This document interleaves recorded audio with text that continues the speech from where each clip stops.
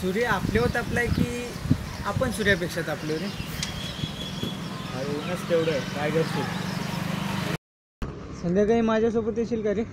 नाही बाबा, आज आणि उद्या तर मी पूर्ण बिझी आहे, सो येऊ नाही शकत आज. तू आणि बिझी कशात रे? बाबा उद्या 14 एप्रिल बाबासाहेबांची जयंती आहे. अरे हो, तर त्या कामात बिझी असेल मी. तुमच्या आंबेडकरांची जयंती आली ना? तुमच्या म्हणजे? तुला एक बोलू? बोल ना. राग येणार नसेल तर? बोल ना, रागाचं काय तर बोल. तुम्ही ना आंबेडकरांविषयी जास्तच करता रे. अरे आंबेडकरांनी फक्त तुमच्यासाठी केलं. मला नाही वाटत. हा तुझा गैरसमज आहे. तुलाच नाही तर समाजात राहणाऱ्या अनेक व्यक्तींना झालेलं आहे त्या महामानवाबद्दलचं. त्यांनी फक्त सर्व काही आमच्या बाबतीतच केलं. काही नाही, भारतात एवढ्या सक्सेसवर माणसं गेलेली आहेत की त्या SC असल्यामुळेच झाले का? त्यामधल्या अर्ध्या तर जास्त स्त्रियाच आहेत त्या SC आहेत म्हणून. तसं नाही रे, तो गैरसमज आहे. भारतात जेवढे आमचे आहेत ना तेवढे तुमचे पण आहेत. भारतात राहणाऱ्या अनेक प्रत्येक नागरिकांचे भाव आहेत. आता तुम्ही त्यांना आपलं मानत नाही तर आमची तरी काय चुकी नाही. त्यांना डोक्यावर घेण्याचं, त्यांच्याबद्दल आती करण्याचं, त्यांची जयंती मोठ्या उत्साहात साजरी करण्याची.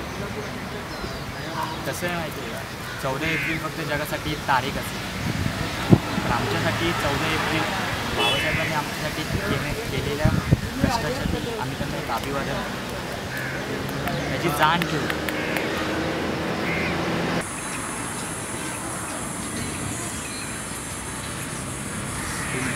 हॅलो, हां ठीक आहे येतो तो आलो. चालेल, मी आलो तुमच्या.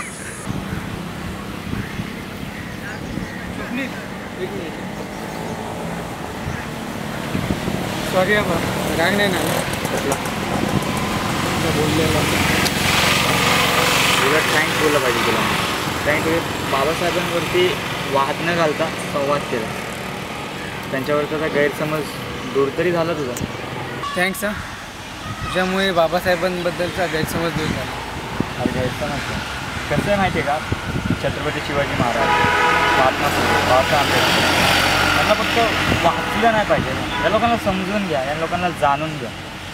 त्या लोकांची आपली आयुष्य सोडून, पर्सनल स्पेस सोडून ते आपण सुखात राहावं, आपण चांगलं आयुष्य जगावं, त्यासाठी या लोकांनी आपले आयुष्य खर्ची घातले.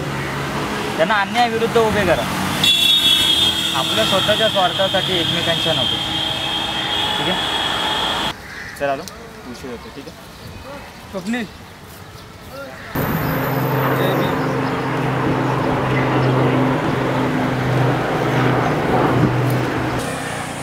उद्या मी येतोय आपल्या बाबासाहेबांच्या जयंती.